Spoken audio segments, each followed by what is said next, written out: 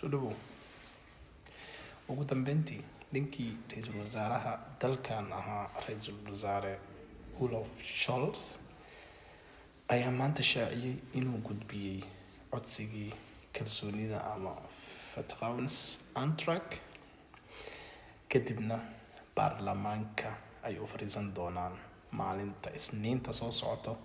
16 December insha Allah. marka natiijadaasi oo baarlamaanka soo bixi doonto maxay noqon doontaa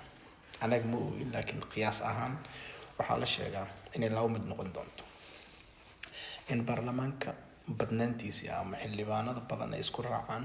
in ra'iisul wasaaraha uu sii ahaado ra'iisul wasaare macnaheedu marka waxay noqonaysaa inuu sii ahaan doono ra'iisul wasaare laakiin ma ahan fiina abado haddana waa inuu mar labaad isku dayaa inuu soo saaro codsigii ahaa Vertrauensantrag maya hadday noqoto in kalsoonidii lagala noqdo ra'iisul wasaaraha waxay noqonaysaa marka isla maalinta Isniinta galabtii inuu u jeediyo madaxweynaha dalkan ninkan Steinmeier uu kadibna kala diro baarlamaanka dalkana loo socodsiiyo doorasho cusub 23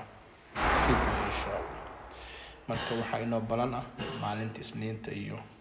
baarlamaanka waxa ka soo baxay insha Allah February